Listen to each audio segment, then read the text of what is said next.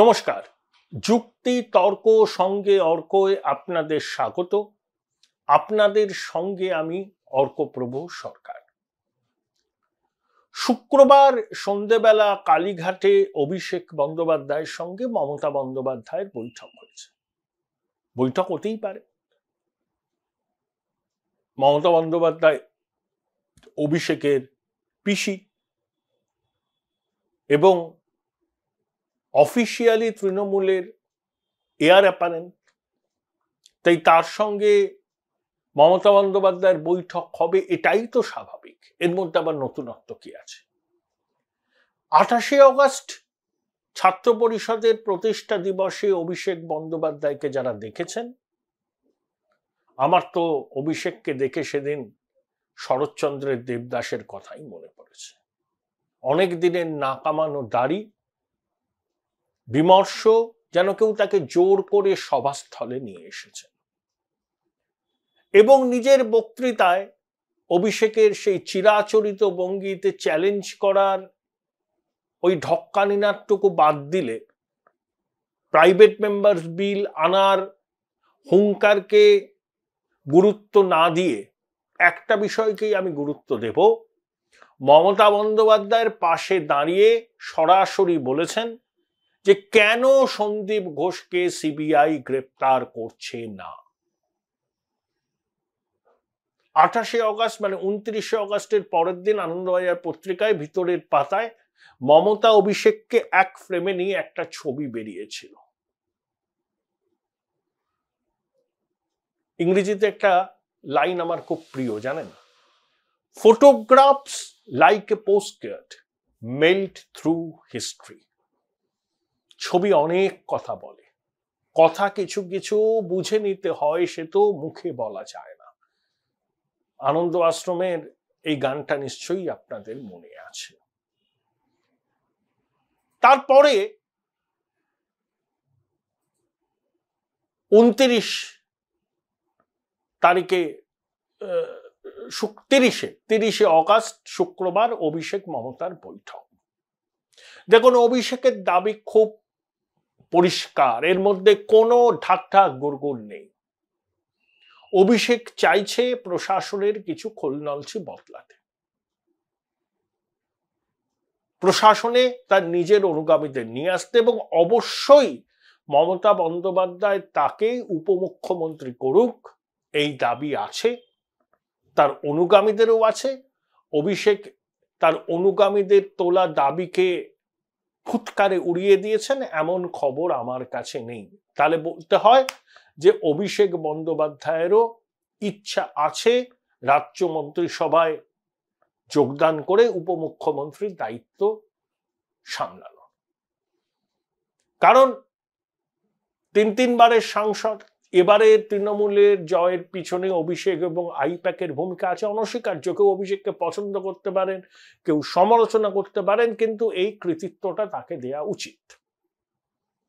প্রতীক জৈন আইপ্যাকের কর্ণধার, তার সঙ্গেও মুখ্যমন্ত্রীর কথা হয়েছে, তারপরেই অভিষেক আর মমতার বৈঠক। এখন প্রশ্ন হলো, অভিষেকের দাবি মেনে মমতা কি তাকে মন্ত্রিসভায় সামিল করবে? এখনো পর্যন্ত সেই ইঙ্গিত কিন্তু নেই। দেখুন, মমতা বন্দ্যোপাধ্যায় উপমুখ্যমন্ত্রী পদ সৃষ্টি করতে চান না। নিজের প্রিয় অভিষেক বন্দ্যোপাধ্যায়কেও উপমুখ্যমন্ত্রীর পদে এই মুহূর্তে তিনি দেখতে চান না।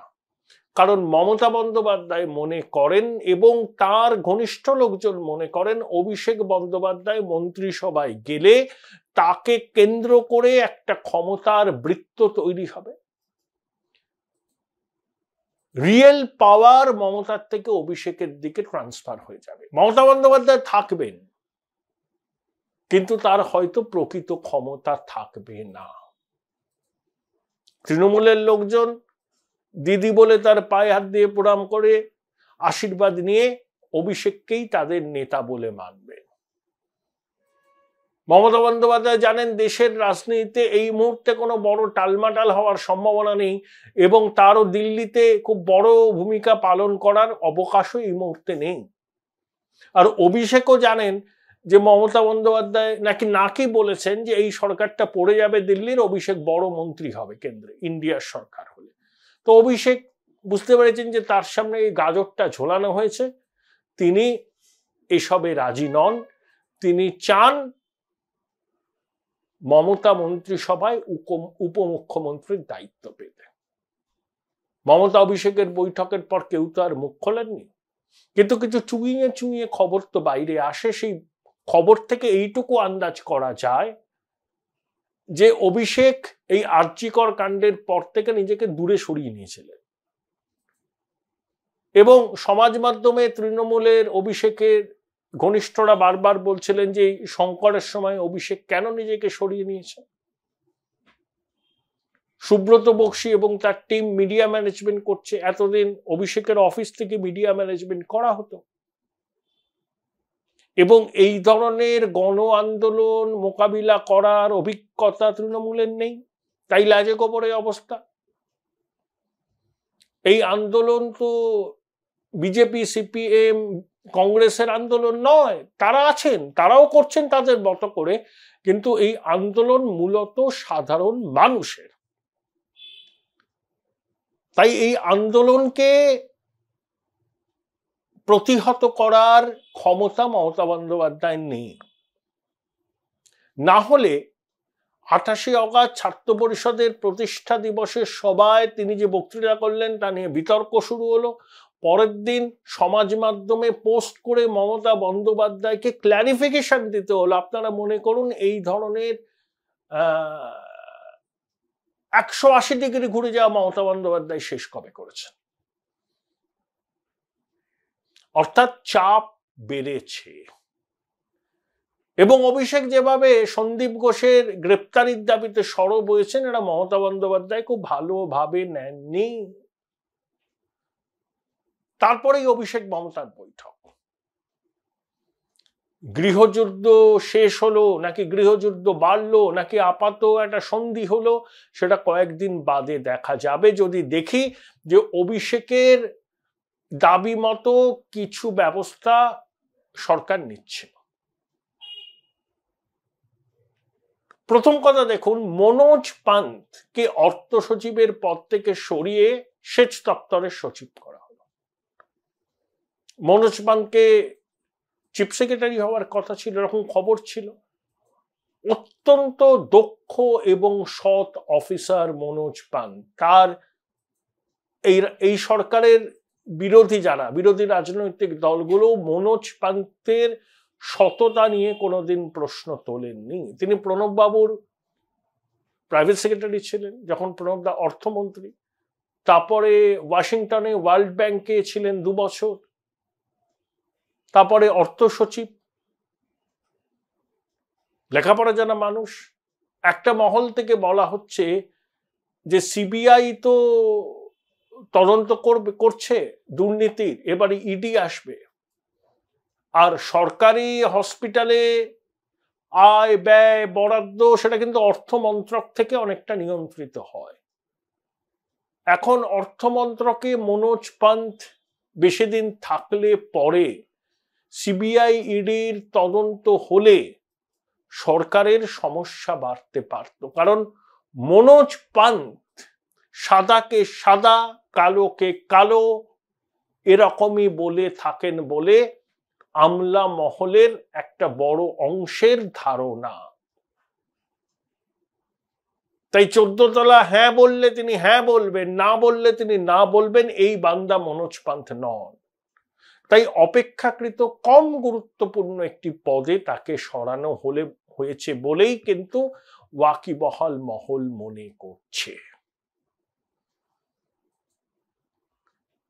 শুক্রবার গভীর রাতে সিথির মোড়ের কাছে রবীন্দ্রভারতী বিশ্ববিদ্যালয়ের বর্তমান এবং প্রাক্তনীরা আরজিকর কাণ্ডের প্রতিবাদে কিছু পথনাটিকা করছিল, তাও 11টার সময়।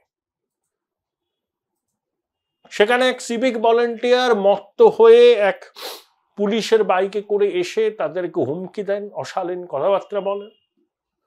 তারপর সেই সিভিক ভলেন্টিয়ারকে ছাড়িয়ে নিয়ে যাওয়া হয়। মানুষ ক্ষোভে ফেটে পড়েন। এক পুলিশ কর্মীকেও মানুষ কার্যত আটকে রাখেন। সকালবেলা আরো মানুষ যোগদান করেন, বিটি রোড অচল হয়ে যায়। তারপর পুলিশের কর্তারা সেই সিভিক ভলেন্টিয়ার এবং যে ওই সিভিক ভলেন্টিয়ারকে যে পুলিশ কর্মী ছাড়িয়ে নিয়ে গেছিলেন তার বিরুদ্ধে তদন্ত করতে সম্মত হয়। তারপর পরিস্থিতি শান্ত হয়। দেখুন মানুষ কিভাবে প্রতিবাদ করছে। আরজিকর ঘটনার পর মানুষের সব সহ্য ধৈর্য সব ভেঙে গেছে, কারণ বহুদিনের পুঞ্জীবিত ক্ষোভ এবার রাজপথে আছড়ে পড়ছে। মানুষ বলছেন যে সিভিক ভলেন্টিয়ার মত্ত অবস্থায় অশালীন আচরণ করছে, তাকে পুলিশ ছেড়ে দিল। একটা সাধারণ মানুষ যদি এই কাণ্ড ঘটাতো, পুলিশ কি তাকে সহজে ছেড়ে দিত? এই প্রশ্নেই মানুষও পথে নেমেছেন। অর্থাৎ নানা জায়গায় পুলিশের বাড়াবাড়ি, বিভিন্ন ক্ষেত্রে দুর্নীতি এবং নিরাপত্তার দাবিতে মানুষ রাস্তায় নামছে, এবং যতদিন যাচ্ছে তত কিন্তু আন্দোলন তীব্র হচ্ছে। জুনিয়র ডাক্তাররা লালবাজার অভিযান করবেন, একটা কর্মবিরতির ডাক দেওয়া হবে সারা পশ্চিমবঙ্গে, সরকারি বেসরকারি ক্ষেত্রে এরকম শোনা যাচ্ছে।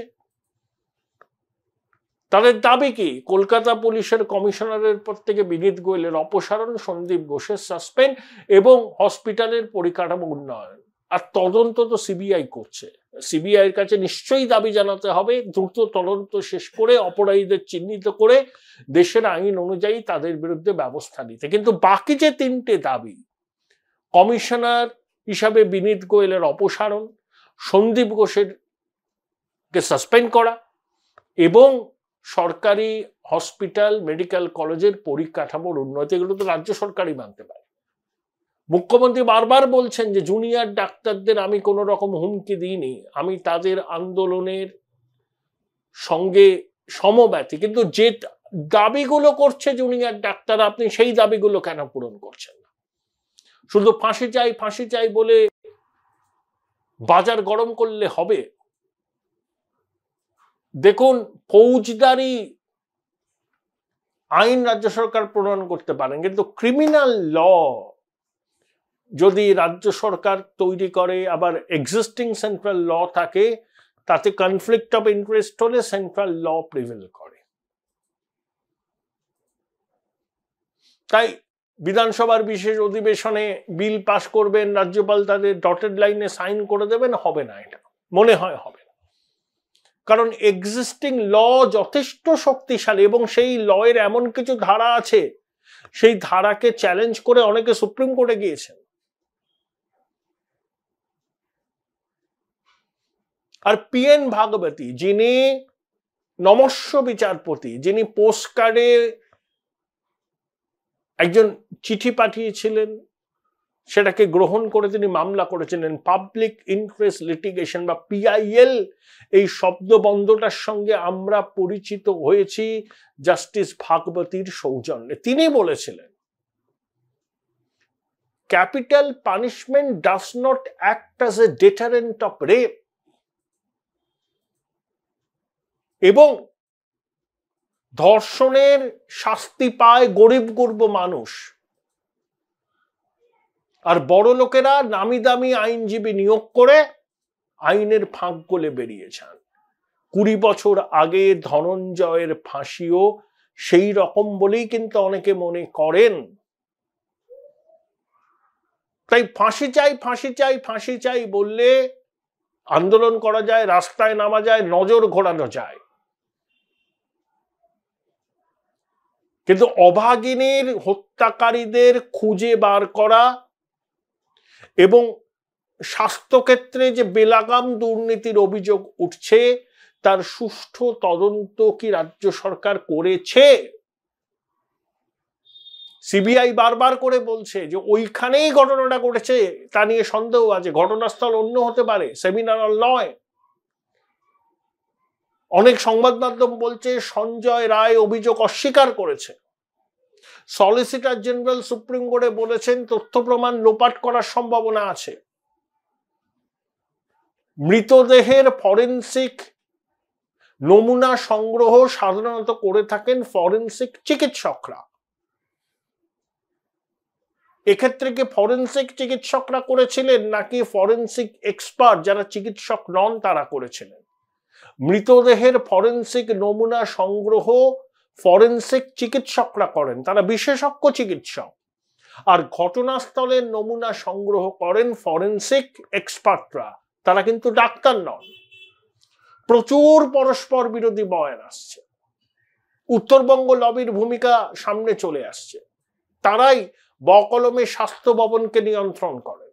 স্বাস্থ্য সচিব আছেন একজন, কিন্তু তিনি নাকি ঠুটো জগন্নাথ। দাস সাম্রাজ্যের কেউ কোনো নির্দেশ দিলে তিনি মুখ বুজে সেই নির্দেশ পালন করেন। এই অভিযোগ উঠছে শুধু সাধারণ মানুষ তো করছেন না, চিকিৎসক ফ্র্যাটার্নিটির মধ্যে থেকে এগুলো উঠছে।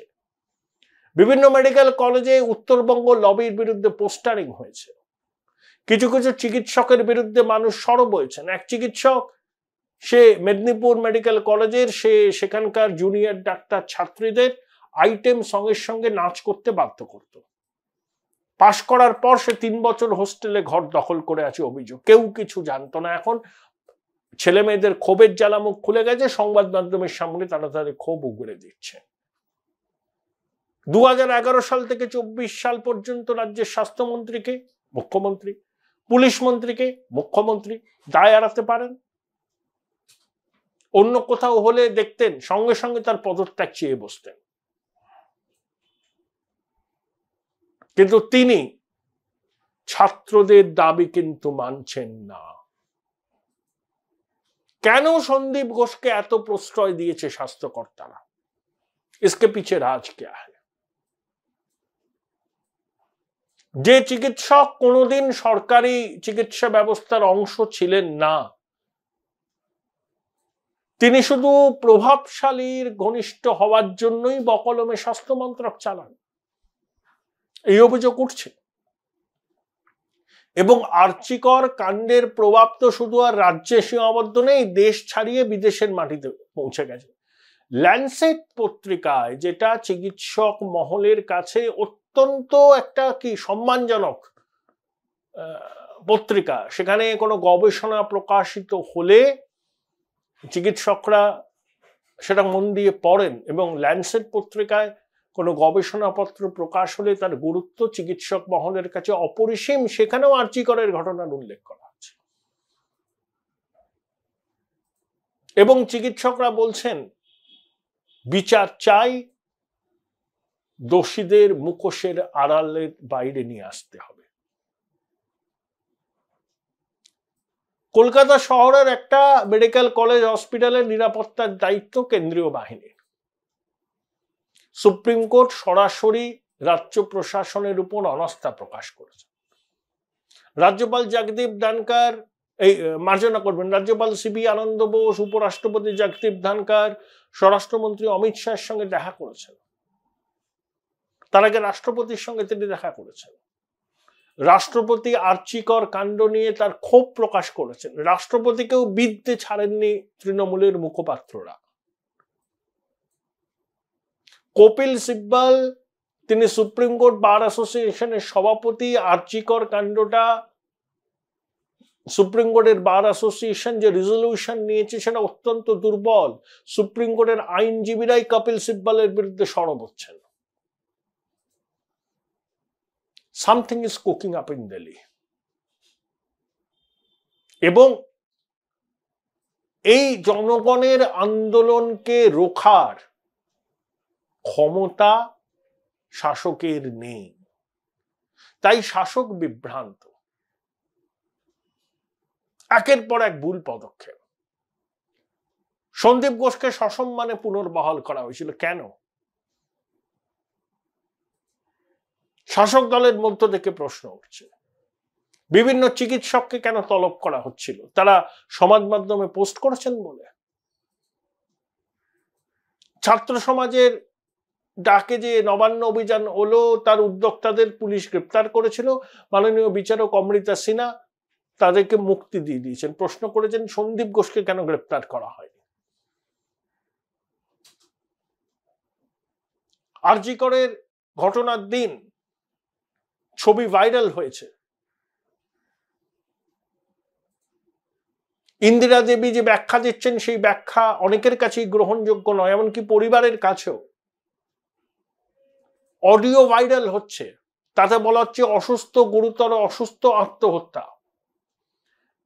একজন ফোনে বলছেন নির্যাতিতা পরিবারের সম্ভবত বাবা মার সঙ্গে, সেই অডিও কলের সত্যতা যাচাই আমার পক্ষে করা সম্ভব হয়নি, যে আপনার মেয়েকে এমার্জেন্সিতে নিয়ে যাওয়া হয়েছে। তাহলে এমার্জেন্সিতে নিয়ে যাওয়া হয়েছে, কোথায় ঘটনাটা ঘটেছে? অন্য কোথাও ঘটনা ঘটার পর কি অভাগিনীর দেহটাকে ওখানে রাখা হয়েছিল? ন্যাশনাল মেডিকেল কলেজের সন্দীপ ঘনিষ্ঠ ডেটা এন্ট্রি অপারেটর ঘটনাস্থলে কি করছিলেন? সন্দীপের আইনজীবী ওখানে কি করছিলেন? প্রশ্নের উত্তর নেই। সিবিআই ঘটনা ঘটার 96 ঘন্টা পরে তদন্তভার হাতে নিয়েছেন। সহযোগিতা তারা পাচ্ছেন না পুলিশের কাছ থেকে। বয়ানে অনেকের অসঙ্গতি, অনেকের পলিগ্রাফ টেস্ট হয়েছে। 5ই সেপ্টেম্বর মুখবন্ধ খামে সুপ্রিম কোর্টে তদন্তের অগ্রগতির রিপোর্ট দেবে সিবিআই। এই তদন্তের সময় লাগবে, কিন্তু আমাদের হাল ছাড়লে চলবে না। তাড়াতাড়ি করলে অনেক সময় বিচার ঠিক হয় না, আবার খুব দেরি করলেও বিচার আসে না। আরেকটু সময় সিবিআই কে দিতে হবে। যতদিন না পর্যন্ত অভাগিনীর ধর্ষণ খুনের অপরাধীরা ধরা পড়ে এবং স্বাস্থ্যক্ষেত্রে যে বিপুল দুর্নীতি হয়েছে সেই দুর্নীতির পর্দা ফাঁস না হয়, ততদিন পর্যন্ত আমার মনে হয় নাগরিকদের এই স্বতঃস্ফূর্ত প্রতিবাদ চলতেই থাকবে। অনেক ডাক্তার বলছেন যে সাধারণ মানুষ তাদের মোবাইলের কলার টিউন করুন, উই ওয়ান্ট জাস্টিস। তারা বলছেন যে শুধু অভাগিনীর মা বাবা নয়, অন্য ডাক্তারদের মা বাবাকেও আন্দোলন মঞ্চে সামিল করা হোক। পুজোর বাকি আর কটা দিন। চ্যানেলে চ্যানেলে তো আগে আমরা দেখতাম স্ক্রিনের ডান দিকে গোল করে বাকি আর এতদিন, বাকি আর এতদিন। চ্যানেলগুলো এবার আশা করি করবে যে অভাগিনীর মৃত্যুর পর এতদিন কেটে গেল, এতদিন কেটে গেল, এক একটা করে দিন বাড়বে, চ্যানেলগুলো স্ক্রিনের ডান দিকে গোল করে লিখবে। আমরা মৃন্ময়ী মাতৃমূর্তির মধ্যে চিন্ময়ী জগৎ মাতার সন্ধান করি না দুর্গাপুজো? এই মেয়েটিও দুর্গাপুজো করতে জানেন। তাহলে মাকে আমরা তখনই অন্তরের অন্তরতম স্থল থেকে বরণ করতে পারবো যখন এই অভাগিনীর খুনিদের শাস্তি দিতে পারবো, অন্তত তারা চিহ্নিত হোক। মা তো দুষ্টের দমন আর শিষ্টের পালনের কথা বলেন। মাতৃশক্তি লাঞ্ছিত, অত্যাচারিত, ধর্ষিত হলো সরকারি মেডিকেল কলেজ হসপিটালে, যেটা ডাক্তারদের সেকেন্ড হোম, সব থেকে সেফ জায়গা বলে তারা মনে করেন। সেখানে যদি এই ঘটনা হয় তাহলে সাধারণ মানুষের নিরাপত্তা কোথায়? এই প্রশ্নটাই কুড়ে কুড়ে খাচ্ছে আমাদের। জবাব আমরা চাই, কারণ স্বজন হারানো শ্মশানে এই দুর্বৃত্তদের চিতা তুলতেই হবে, এটা আমাদের অঙ্গীকার। আশা করি আপনাদের সবারও একই অঙ্গীকার। আশা করব যে খুব দ্রুত সিবিআই তদন্ত শেষ করবে। তারা কিন্তু তদন্ত করছেন, তারা যে ঢিলে দেননি, এটা যারা ইডি সিবিআই বিট করে সেই সমস্ত সাংবাদিকদের সঙ্গে কথা বলে আমার মনে হলো। কিন্তু এত পরস্পর বিরোধী বয়ান, অনেক মিসিং লিঙ্ক খুঁজে বার করা যাচ্ছে না, এবং সেটা না পেলে আদালত গ্রাহ্য প্রমাণ তো পাওয়া যাবে। সেই আদালত গ্রাহ্য প্রমাণের সন্ধানেই রয়েছে কিন্তু সিবিআই। অনেকে কমেন্ট বক্সে লেখেন কিচ্ছু পারবে না সিবিআই, সিবিআই একটা প্রিমিয়ার ইনভেস্টিগেটিং এজেন্সি, তাদের উপর ভরসা রাখতেই হবে। আমি নেতির সাধনা করার লোক নই। সিবিআই এর সাকসেস রেট প্রায় 75%। নির্ভয়া কাণ্ডের কিনারা দিল্লি পুলিশের সঙ্গে হাত মিলিয়ে সিবিআই করেছিল। এবারও অভাগিনীর ধর্ষণ হত্যা রহস্যের তদন্ত সিবিআই করতে পারবে বলে আমি আশাবাদী, কারণ মানুষের আশায় বসতি। Join Indian Institute of Hotel Management now. Right choice, right decision.